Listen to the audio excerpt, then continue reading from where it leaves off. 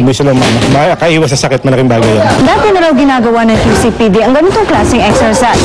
At ngayon may direktiba ang kanilang bagong hepe. Lalo raw nilang pag-iibayuhin ang pagpapalakas ng kanilang katawan. Tama yun, mas magandang direktiba uli yun kasi para maging physically fit. Dapat physically fit ka dahil may mga instances na kahit sabihin natin nag-opisina ka, may mga panahon na kailangan mong mag-responde. Sa taong ito lang, 2 miyembro ng Quezon City Police ang namatay habang nasa duty dahil sa high blood at atake sa puso. Magkakaroon lang ng konting variation dito kasi sa usapan namin aking sinabi na it should be based on the body mass index so that may kaukulang edad na kinukonsider dito. Matatanda ang nung panahon ni Senator Panfilo Lacson bilang PNP chief, ipinatupad niyang 34-inch waistline sa mga pulis. Para sa unang balita, Marisol Abduraman, reporting. Kaugnay ng balitang yan, iba pang mga programang at mga plano niya sa PNP. Makakasama natin live sa studio ang bagong hepe ng PNP, si Police Deputy Director General Nicanor Bartolome. General Bartolome, congratulations muna. Good morning po. Maraming salamat, Igan. Good morning po. Good morning sa inyong lahat. Okay, medyo sundutin ko lang yung naunang istorya, yung mga beer bellies daw. Wala naman kay limit na waistline.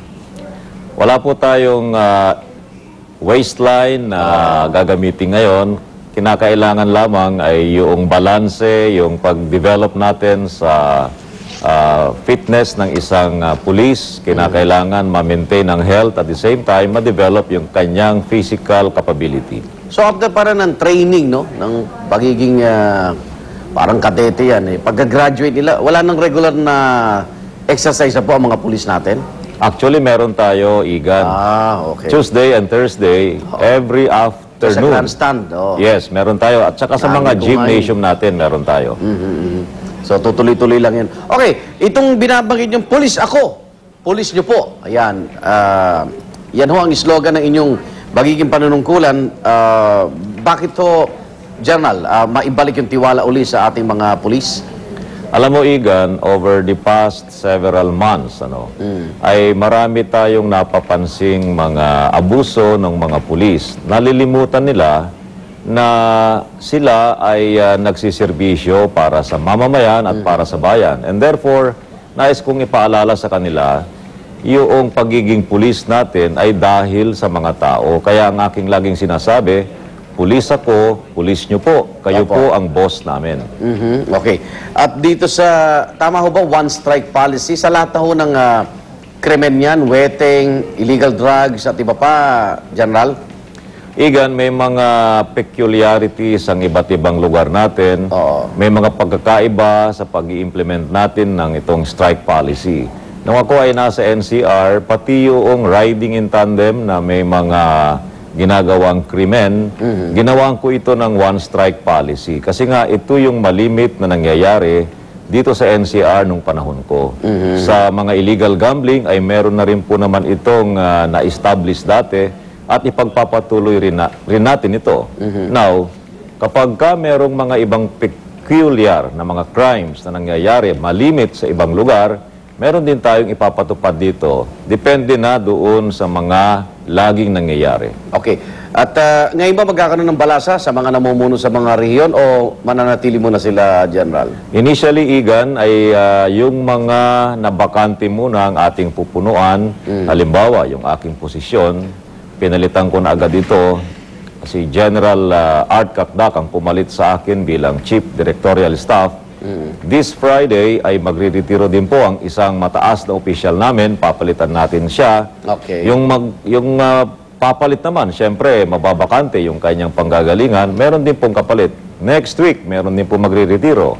Uunahin po muna namin yung normal na pagpapalitan because of vacancy brought about by retirements. And then, siguro after 3 weeks or 1 month, saka na natin uumpisahan yung mga pagpapalitan ng mga hepe or mga matataas na opisyal base na rin po sa pangangailangan. Kausap ko po yung opisyal ng Anti-Terrorism Council. Mauwi na tayo sa trabaho ng PNP. Mukhang sa inyo yata ho matotoka itong anti-terrorism campaign, General.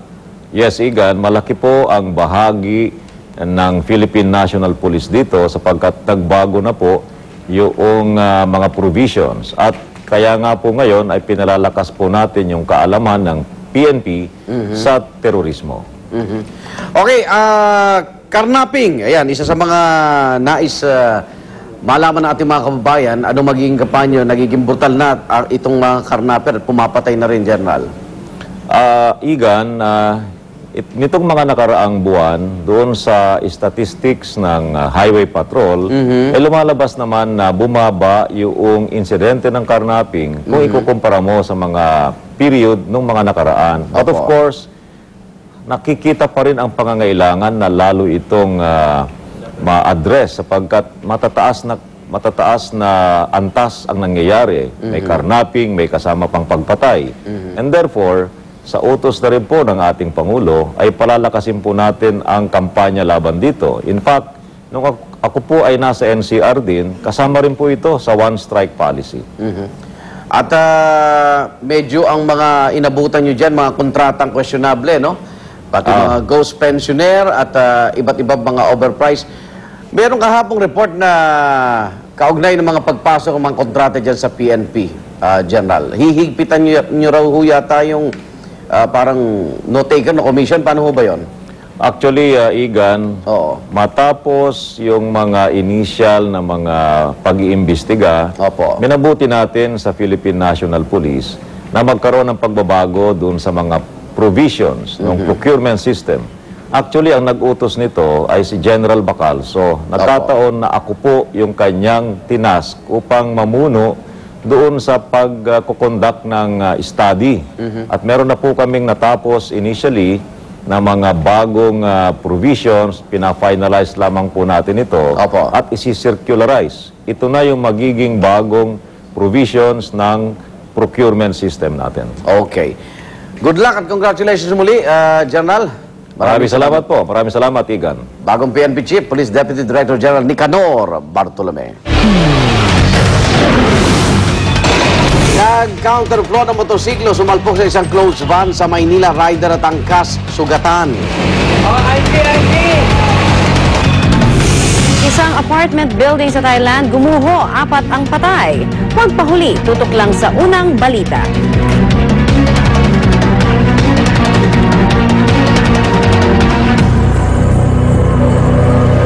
Scrambled itlog, i-magic log.